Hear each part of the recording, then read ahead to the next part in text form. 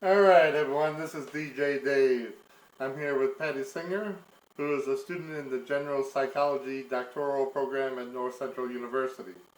She's here to talk to us about parenting emotionally healthy teenagers. Hello, Patty. Hi, DJ Dave. Patty, many parents really want to do what's right, but when they turn to the experts, they get conflicting advice. One day it seems research says it's good to ignore teens when they are sulking. The next day, research shows that teens who sulk need more attention. What should a parent do when it seems like even the experts cannot make up their minds? Well, I can certainly understand parents' frustrations with all the different things in parenting advice that are being given. Research is continuously evolving as new developments and changes in our society and the parenting patterns that our society goes through change. This can have an impact on the information that is available out there. So, unfortunately for parents, that's also going to cause a lot of conflicting information. And also, information sources available on the internet that may not have the best information or may be providing information that has no research to back it up and no evidence to back up the claims. So, that can make it tougher for parents to find that useful information. Um, my advice to parents looking for information on the internet is to look for information that comes from a credible source. So, rather than using information from social media websites, look for information that you know is coming from a credible source, such as the American Psychological Association. And look for, in addition to looking for things that are credible, look for the motive behind why they are making or providing that information. So while some studies may be conducted to improve sales of a product or a service, you will probably find a more reliable source if it's one that conducted the research for the purpose of contributing to existing knowledge. Believe it or not, a reliable resource is one that embraces change. So I know that it's frustrating that the change is constantly happening. But when that change is constantly happening, that means that that company or that resource is constantly re-evaluating their position and adjusting accordingly. And that means that it's reliable information. Well, it's one indicator of reliable information. So. Well, that's good information, Patty. But what impact does the community have on the social advantages or disadvantages for teens?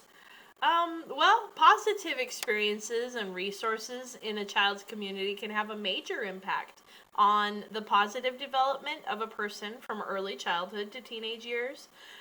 Researchers have determined that the people and positive resources in which a teenager lives can have a very positive impact on a teenager's peer interactions and overall family functions. These same kids were also found to have to be more self-reliant, um, but this is believed to be an indirect result. So, but it has been found that those positive community interactions did have an impact on the child's development. So this research actually hit home for me because I grew up in a town of about 200 people, and most of my community members belonged to the same faith system.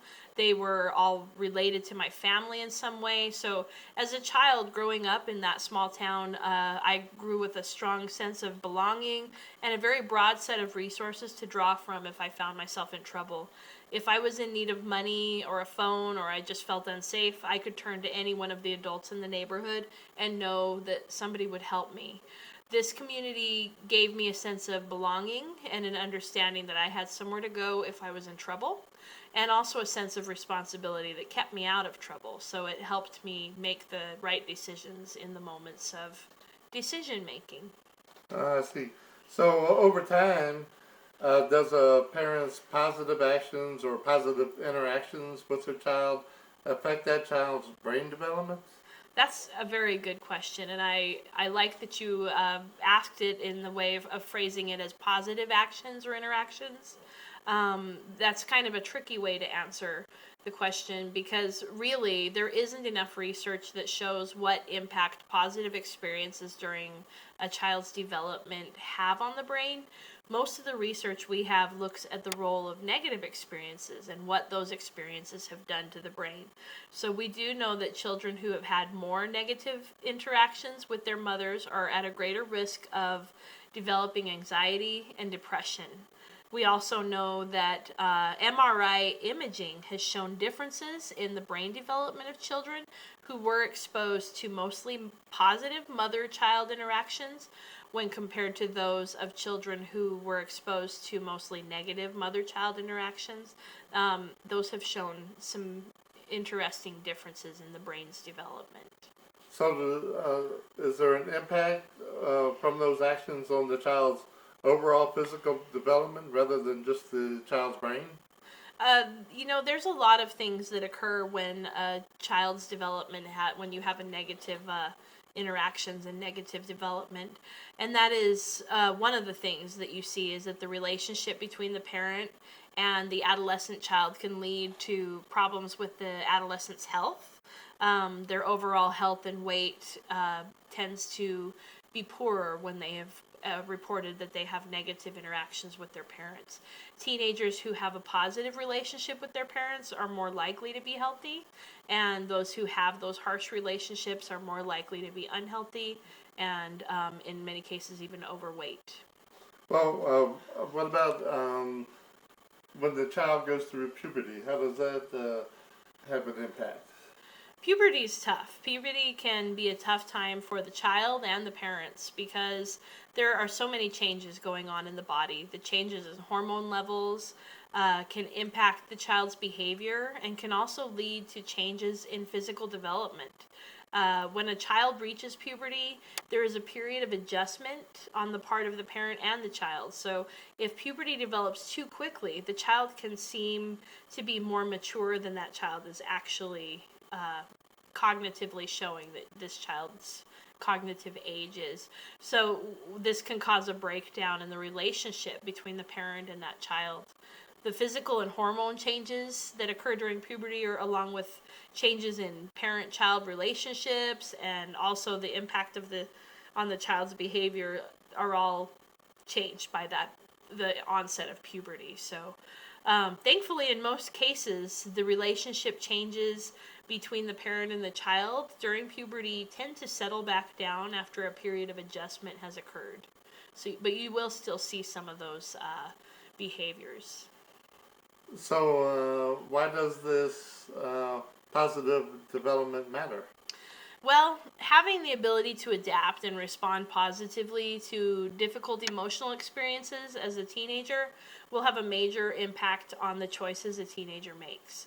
So a teenager with higher self-esteem and stronger family connections are found to be more self-reliant, as we mentioned, and they're even more likely to use contraceptives consistently, so they're making more responsible decisions. Teenagers with symptoms of depression during adolescence are also more likely to exhibit substance abuse behaviors, and so we can assume that they're going to be making those poorer choices. Well, that's good information, Patty. Is there anything else you want to say to the parents who might be listening?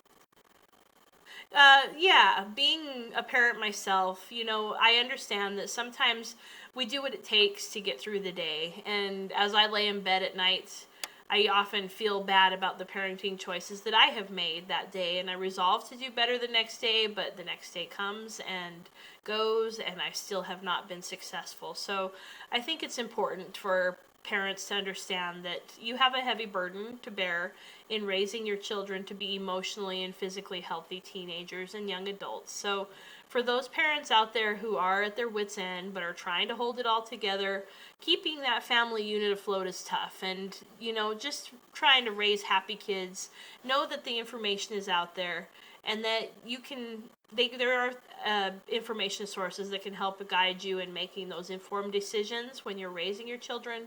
But if you feel like you're making mistakes as parents, take a moment and regroup and reframe the problem so that you can approach it in a way that will model that healthy and positive interaction with your child, because it's really important to just show them that you care and that you're trying.